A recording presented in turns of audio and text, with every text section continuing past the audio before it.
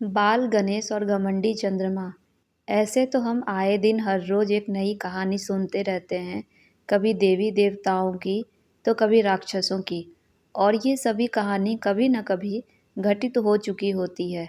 तभी हमें पता चल पाता है शास्त्रों को पढ़कर और जानकर। तो ऐसे ही एक कहानी आज मैं आप लोगों को सुनाने और बताने जा रही हूँ। पौराणिक कथाओं में एक कथा यह भी है।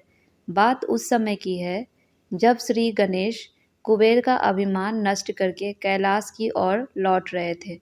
उन्हें लौटते हुए बहुत रात हो चुकी थी और चंद्रमा की रोशनी से पूरा कैलाश पर्वत जगमगा रहा था।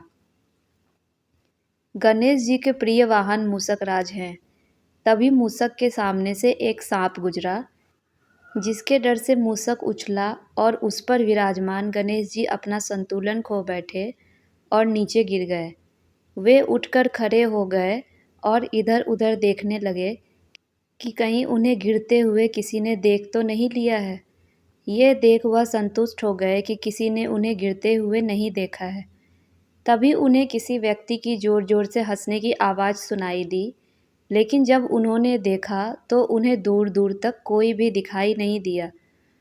उन्होंने ऊपर आसमान की तरफ देखा तो चंद्रमा को उनके ऊपर हंसते हुए पाया। यह देख गणेश जी को शर्म आ गई। उन्हें इस बात का ज्ञात हुआ कि चंद्रमा उनकी सहायता करने की बजाय उन पर ही हंस रहा है।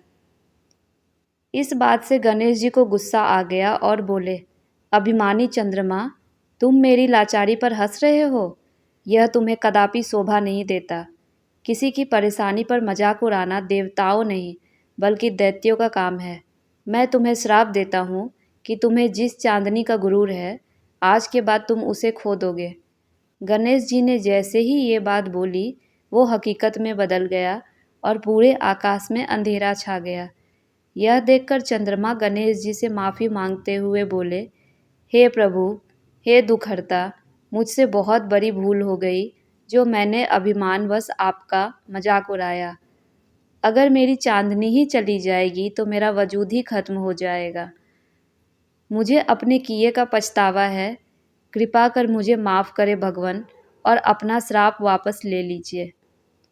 चंद्रमा को ऐसे माफ़ी मांगता देख गणेश जी का गुस्सा शांत हुआ और उन्होंने कहा, अपना श्राप तो वापस नहीं ले सकता हूँ, परंतु तुम्हें एक वरदान भी देता हूँ।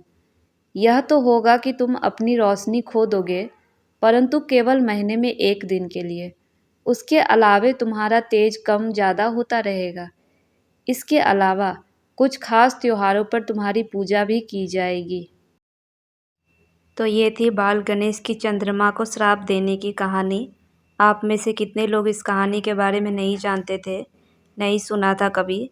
प्लीज़ मुझे कमेंट करके ज़रूर बताइएगा और आप लोगों को कहानी कैसी लगी वह भी ज़रूर कमेंट में बताइएगा। कहानी पसंद आई हो तो लाइक कर दीजिएगा, साथ में शेयर कर दीजिएगा उनको जिनको ये कहानी अभी तक पता नहीं थी या जो कहानी सुनने और पढ़ने के शौकीन हैं। और साथ में अगर इस चैनल पर नए हैं तो प्लीज़ सब्सक्राइब ज़रूर कीजिएगा, साथ में बेल आइकन ज़रूर प्रेस कीजिएगा ऐसी ही अच्छी अच्छी कहानी सुनने के लिए। मैं इस चैनल पर ऐसी ही अच्छी कहानी लाती हूँ। बेल आइकन प्रेस करने से आपको सारी कहानी मिलती रहेगी, एक भी कहानी आपसे मिस नहीं हो पाएगी। तो thank you for watching everyone, आप सभी का कीमती समय देने के लिए।